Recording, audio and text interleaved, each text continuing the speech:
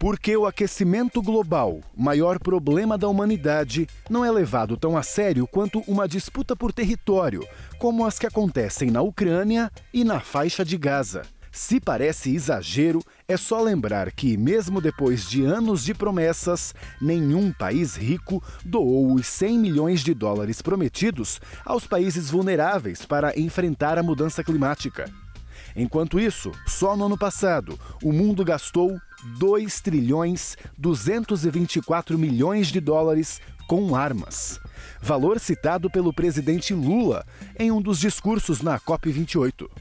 Nesse episódio de Foco ESG, vamos discutir se as guerras atrasam a agenda da sustentabilidade.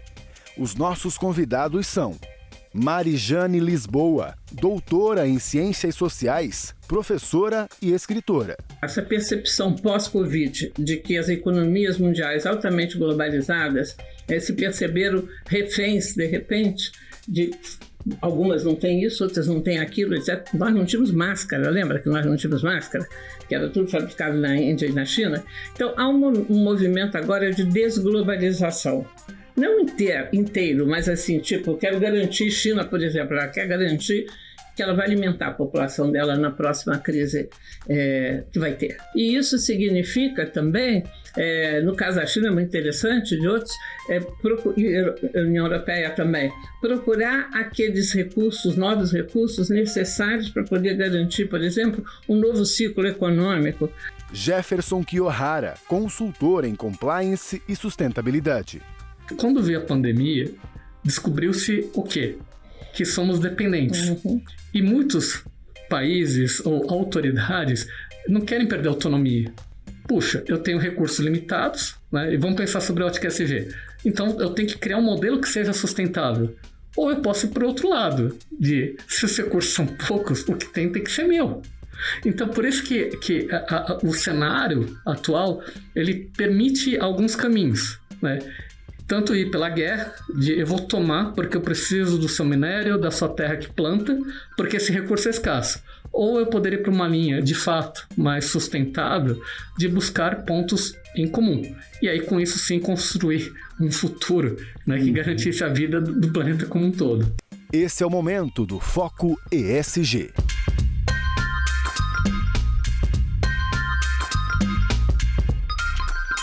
Oi, bem-vinda, bem-vindo ao Foco ESG, hoje com um tema bastante delicado, cheio de dúvidas. Quanto mais guerras são deflagradas, maior fica aquele questionamento. Por que países estão brigando por territórios, sendo que a terra em si está em colapso? Vamos conversar com dois grandes especialistas que estão aqui comigo em estúdio já. Marijane, bem-vinda. Obrigada. Obrigado você por ter vindo com todo o seu conhecimento. Bom, espero contribuir. Vai sim. Jefferson, bem-vindo. Muito obrigado, Pablo. Vamos começar falando, inclusive, mais propriamente sobre o ESG, né? Esse movimento do mercado financeiro e que acaba englobando as empresas, as atitudes delas e como os consumidores, né, podem fazer muita diferença, inclusive com a pressão que fazem, né? Quando a gente fala em guerra, a gente está vendo atualmente, na Rússia foi mais evidente, né? Muitas marcas, grandes marcas, como o McDonald's, por exemplo, abandonando negócios no país. Uhum. Esses boicotes, né? Não podemos chamar de sanções, né? São boicotes mesmo da própria marca, né? Eles podem influenciar realmente, Jefferson? Podem, porque o que acontece, né? O que está em jogo é a reputação das empresas, né? E hoje, ainda mais para quem trabalha com a mídia, né, sabe a força da marca, da imagem e da reputação. Então, no fundo, qual que é a decisão que está por trás, né? Eu preciso preservar a minha marca e meus mercados principais, né? Então, quando uma marca norte-americana, né, você falou de McDonald's, você falou de Burger King, elas têm os acionistas lá, eles têm que prestar contas. E aí, como que você vai virar, né, para o povo norte-americano? Continue comprando, consumindo meus produtos, mas eu estou ganhando dinheiro com o outro lado, né?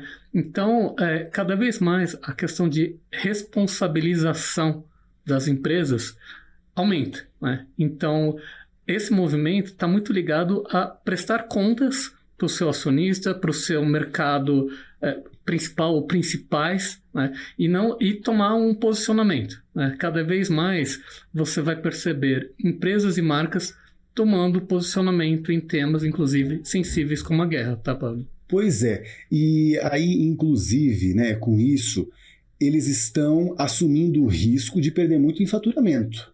Mas aí também entra a questão da sustentabilidade dessa marca. Perde ali no faturamento, mas eu posso ganhar com a simpatia de outros países, né, que ainda tem a minha marca inserida.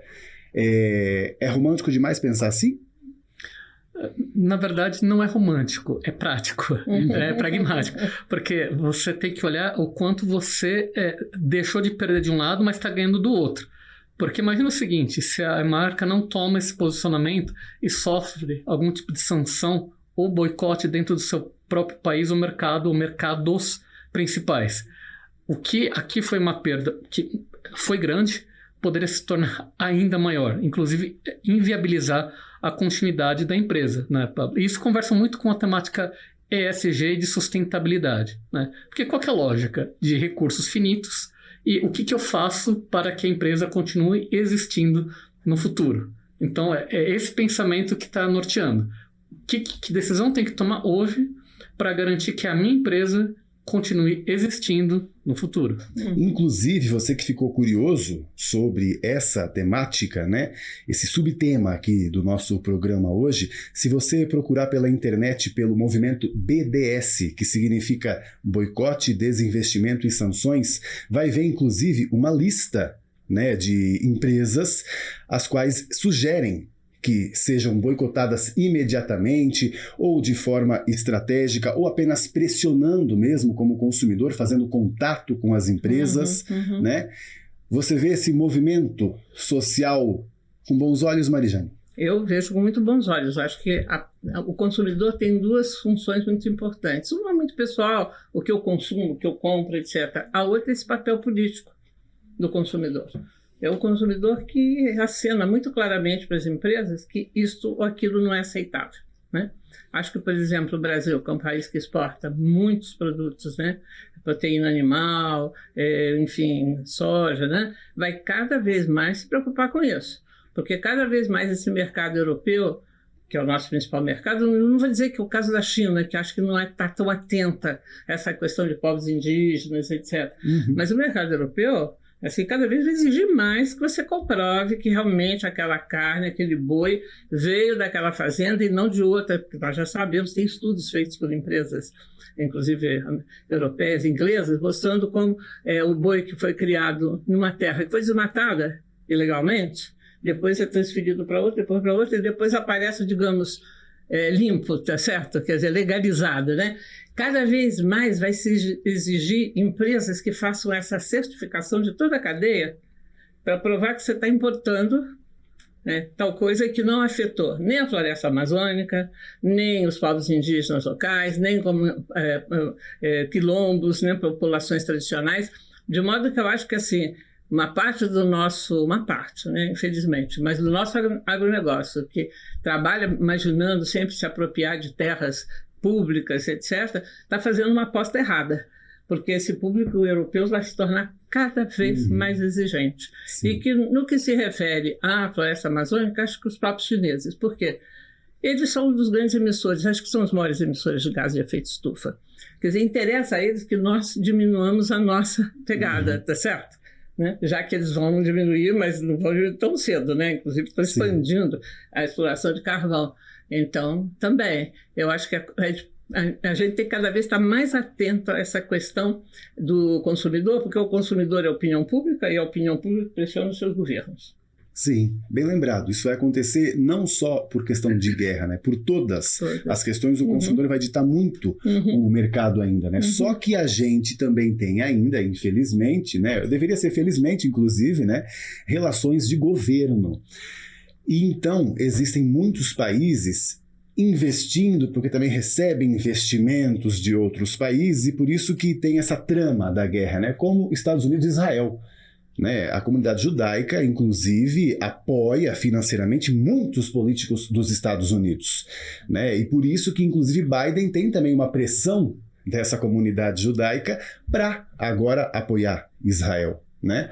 E, inclusive, você vê, né, um país como os Estados Unidos, que cobra tanto de outros países, né, embrenhado nessa situação, né, aí, geopolítica, sem conseguir sair, né? Essa é uma situação que a gente não vai conseguir se desvencilhar tão cedo, né, Jefferson? Uma coisa que está muito clara é a questão do viés político que a temática ESG tem ganho. E o que é um erro, né? Porque, por exemplo, existem pautas que são mais caras a determinados públicos. Vamos pegar a questão de LGBTQIA+, por exemplo, né? Que tipicamente é associada a quem é de esquerda, e isso não é de direita. Só que isso é um erro, porque quando a gente fala de ESG, né, o ESG ele não é de esquerda nem de direita, mas vai ter pautas dentro desse universo que o extremista vai ser simpático de um lado ou de outro, vai ter pautas que vai ser comum aos dois públicos, né? Mas o fato é que hoje está tendo uma polarização, né? E a temática ESG acabou ganhando contornos políticos. O que é razoável? Que a gente se organize pensando no bem comum, né? Como a gente chega em acordos? Porque hoje o que é muito comum? O que você está falando eu acho uma besteira e vou fazer tudo para te desacreditar. Eu poderia ter um comportamento mais empático de entender e respeitar. Eu não concordo, mas eu respeito. Mas vamos tentar trabalhar junto, buscando um ponto em comum. E a agenda ESG, ela permite isso. Então, se você falou de vários países. Os vários países, cada um tem o seu interesse. E por que isso acontece? Né? Um dos motivos, né, que tem sido discutido é que quando veio a pandemia, descobriu-se o quê? Que somos dependentes. E muitos países ou autoridades não querem perder a autonomia de poder decidir, sabe? Não, eu quero decidir o que é melhor para o meu país, para a minha nação, né? Então, o que isso tem a ver com a questão da guerra? Puxa, eu tenho recursos limitados, né? E vamos pensar sobre a ótica ESG. Então, eu tenho que criar um modelo que seja sustentável. Ou eu posso ir para o outro lado, se os recursos são poucos, o que tem que ser meu. Então, por isso que o cenário atual, ele permite alguns caminhos, né? Tanto ir pela guerra, eu vou tomar porque eu preciso do seu minério, da sua terra que planta, porque esse recurso é escasso. Ou eu poderia ir para uma linha, de fato, mais sustentável, de buscar pontos em comum. E aí, com isso, sim, construir um futuro, né, que garantisse a vida do planeta como um todo. Por que parece tão difícil, né, Mari? Sendo que nós somos seres humanos, conscientes, que sabemos conversar, não é mesmo? Mas não tem alguns acordos que simplesmente não acontecem, alguns até históricos, como Israel-Palestina. Né? Bom, isso não é um assunto fácil para discutir. Pois é. Aqui, exatamente, tá certo, né? Não com o tempo que a gente tem, né? Não com o tempo que a gente tem, e acho que a gente fugiria muito aqui do tema do debate, né? Mas eu diria assim, essa guerra, por exemplo, não é uma guerra por causa de recursos, né? Ela tem outras causas históricas, etc., políticas, mas se a gente considerar isso que o Jefferson acabou de falar, essa percepção pós-Covid de que as economias mundiais altamente globalizadas se perceberam reféns, de repente, algumas não têm isso, outras não têm aquilo, etc. Nós não tínhamos máscara, lembra que nós não tínhamos máscara? Que era tudo fabricado na Índia e na China. Então, há um movimento agora de desglobalização.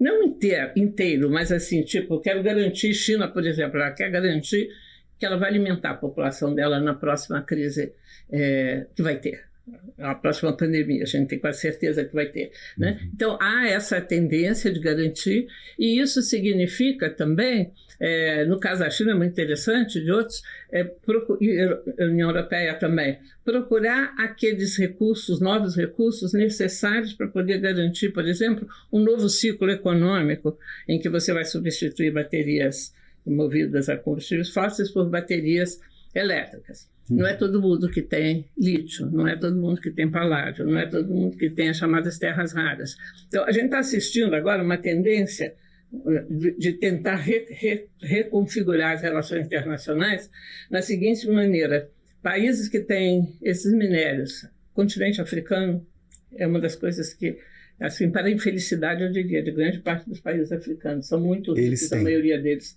em minérios e petróleo também.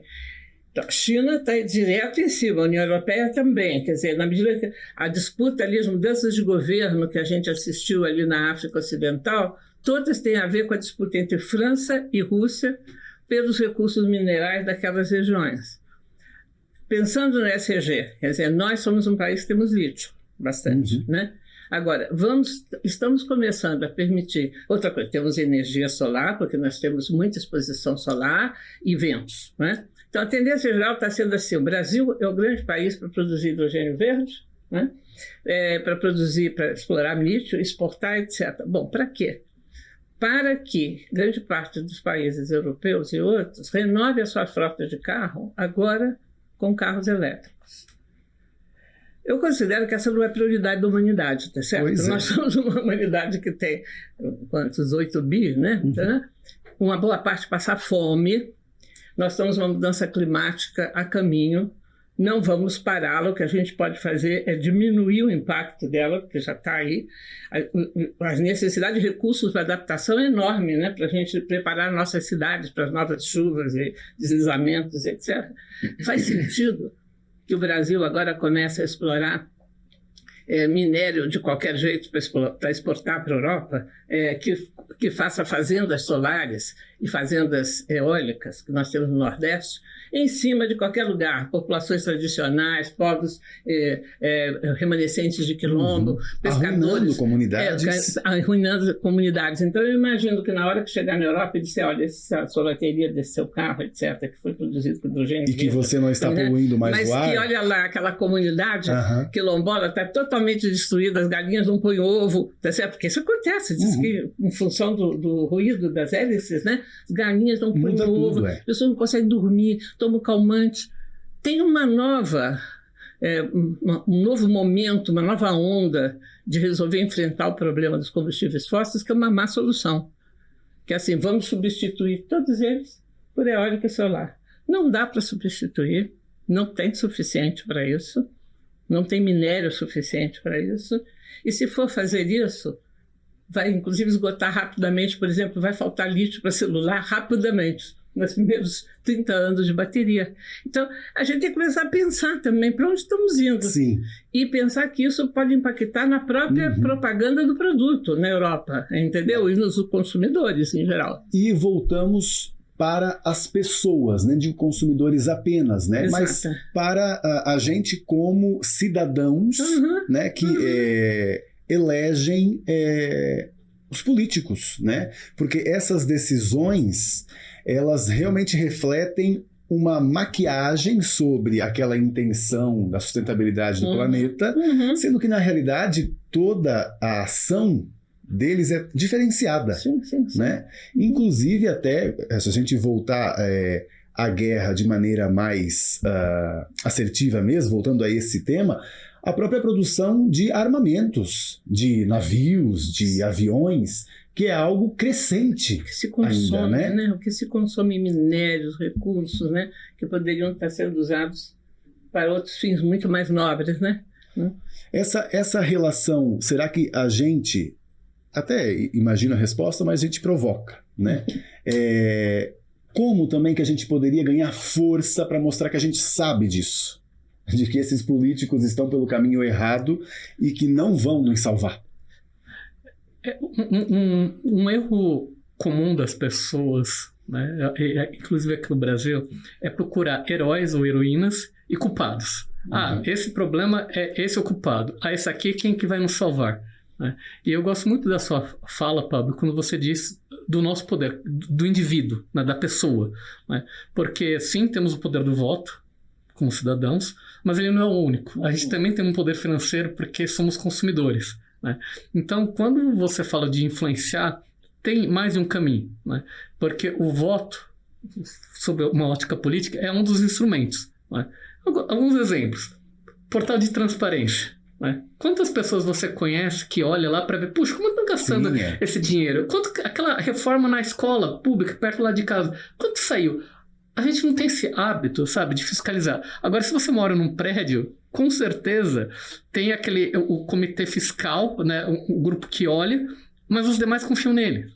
Né? Então, se a gente começa de fato a exercer o nosso poder de influência, seja sobre uma ótica política, seja econômica, financeira, tem sim como influenciar e mostrar, não só para políticos, mas também para empresas, quais são as pautas que são mais relevantes, porque as coisas se conectam. Né? Vamos voltar para o caso da guerra. Nossa, que horrível a guerra. Mas quem que está financiando? Né? Seja a guerra, seja o atentado terrorista, né? Que teve em Israel, por exemplo. Alguém está financiando isso. É o governo X, é a empresa Y. Tá bom, mas esse governo ganha dinheiro como? Através de empresas? Tem bancos que movimentam? Então, tem um grupo de engrenagens, né, de empresas que movimentam. Né? E se você não consegue identificar quem são essas empresas, ou não se interessa, né, de onde veio, de onde veio esse celular, o banco que você tem conta ganha dinheiro como? Se as pessoas não se interessam, fica muito mais fácil para quem está mal intencionado tirar proveito. Né? Porque, querendo ou não, existem esses dois perfis. Né? Temos pessoas bem intencionadas e pessoas mal intencionadas. E num cenário como esse, né, de guerra ao terrorismo, nitidamente a gente vê grupo de pessoas mal intencionadas prevalecendo. Algumas nem, talvez, mal intencionadas de maneira consciente, algumas só por conta de um emprego, né? Do lobby que a gente vê mesmo que fazem, né? Para se conseguir algo imediato, que é o que a gente, inclusive, já falou muito aqui, né? Ainda pelo imediatismo, se investe em situações que não ajudam em nada o problema mais grave, que é a mudança climática. Pseudo-soluções, né? Eu sou professora, né? Então, é muito comum quando eu estou discutindo essas questões ambientais, os alunos dizem assim, mas professora, isso não vai dar certo, essa coisa de redução do consumo, disso, daquilo, porque o ser humano, ele quer sempre ter mais. Aí eu digo, não, pera lá, entende? Desde quando ele quer sempre ter mais? É muito recente, todas as técnicas do marketing, etc, etc. Se a gente olhar o grosso da história humana, as outras sociedades todas que a gente conheceu, algumas estavam preocupadas com a salvação da alma. Eu sempre cito a Idade Média. Embora tivesse os reis ricos, etc, tarará, a maioria estava preocupada em salvar a alma, entendeu? Porque isso era uma coisa muito séria, certo? Tipo o inferno, etc, tarará.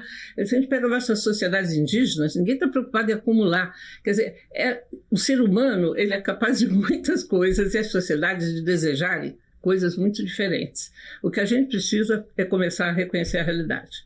Não vai dar para continuar do jeito que está. Entende? O planeta é limitado e nós já produzimos suficientes gases de efeito de estufa, poluidores, etc, etc, que estão ameaçando a nossa existência. Não é gostar ou não gostar, não é dizer, mas eu acho que eu não vou me acostumar a consumir menos. Bom, você pode optar entre consumir menos ou morrer, o que seja melhor.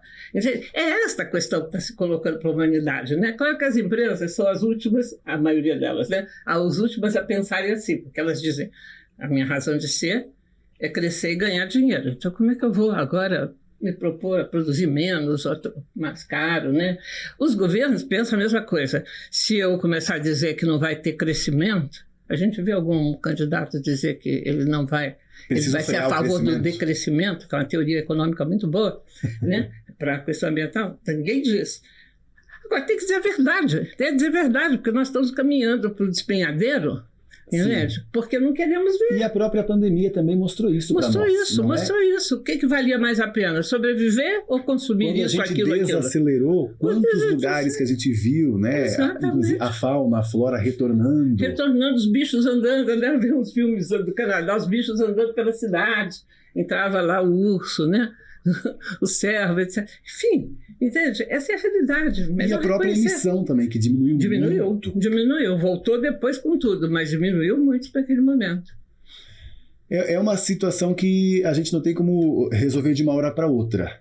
Mas esse movimento, se eu perguntasse, como é que a gente poderia começar? Na realidade, ele já começou, sempre de maneira meio desordenada.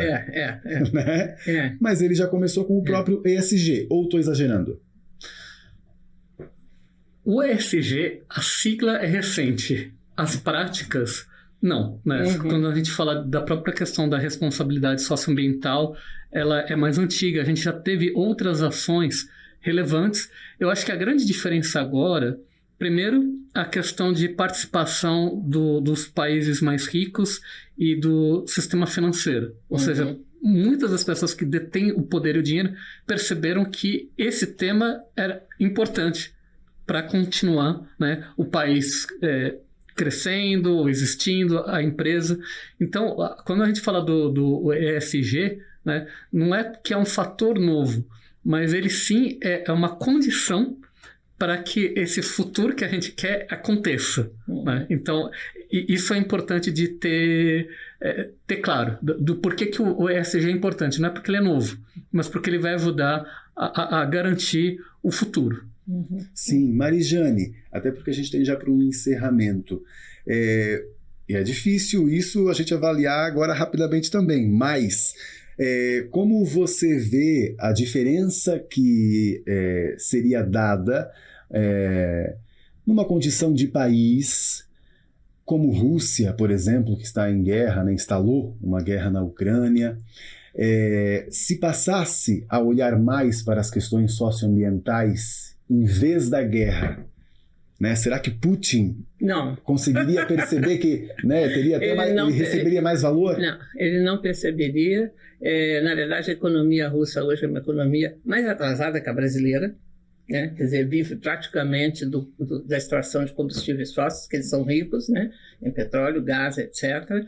É uma ditadura, não tenho o menor interesse em se preocupar por esses outros aspectos. Dali eu não tenho esperança. A esperança que eu tenho vem em boa parte dos nossos países, de povos, né, de América Latina. Se a gente tem o exemplo do Equador, acabou de fazer um plebiscito na última eleição para não explorar mais o petróleo na floresta Iassuní. Isso é uma coisa extraordinária. A gente está falando dos outros instrumentos, né, da política, né? O plebiscito, legal, certo? Porque foi o debate público. Né? Exatamente. Ou seja, a comunidade estava atenta. E há algum tempo que vem essa luta ali para não explorar esse petróleo, porque na floresta amazônica, que nem o nosso caso, seria fatal, né?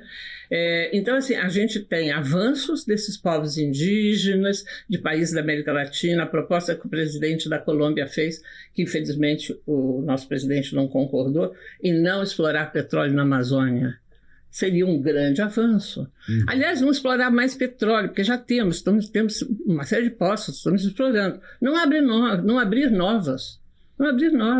A fronteira do não explorar mais carvão e começar o chamado phase out em petróleo e gás é uma necessidade. Se nós não fizermos isso, nós estamos nos enganando. A gente diz assim, eu reduzo as emissões aqui, mas aumenta aqui. Ou eu ponho eólica e solar, mas eu ponho em cima das outras que eu mantenho, faço uma pilinha. Aí, em termos de propósito, entendeu? Então, assim, não vejo com o Putin, não. Eu vejo, acho que na América Latina, vejo na União Europeia, em muitos países da União Europeia, onde os verdes têm um papel importante ali de conscientização, vejo no movimento dos jovens, da Greta Thunberg, entende? Da moçada que está, os meninos jovens portugueses que processaram na justiça o Estado de Portugal, porque não tem uma política de redução, né, adequada nas emissões. Nos Estados Unidos teve um comitê jovem que ganhou na justiça. Que ganhou na Holanda também, na Alemanha levaram na justiça. Aí é que estão as minhas esperanças. Não sei se a gente salva a humanidade, mas acho que a gente tem que apoiar o que está rolando, né? Sim, e parar de investir no que não precisa. E parar de não investir o que não precisa, exatamente. Como no Brasil, por exemplo, que ainda investe... Nada de petróleo, nada de carvão, entende? Nada de tributos, como é isenção tributária para carro movido a petróleo, pelo amor de Deus, entende? E também para as Forças Armadas que a gente não utiliza. Pois é, o nosso orçamento da Marinha está maior do que o da educação, entende? Enfim, eu acho que é uma questão de escolher, né? Fazer as escolhas corretas, o que é prioridade. Vamos pressionar para isso. Jefferson, muito obrigado por ter vindo conversar com a gente sobre. Obrigado pelo convite. Marijane, brigadão por ter vindo também com todo o seu conhecimento. De nada, foi um prazer. Foi um prazer estar com vocês e com você também que está interessado no nosso futuro. E para não perder nenhum conteúdo do Foco ESG lá no YouTube, clique no sininho, aí você vai ser sempre avisado. Também siga a gente nas redes sociais, é só procurar pelo SBT News. A gente se vê aqui no SBT.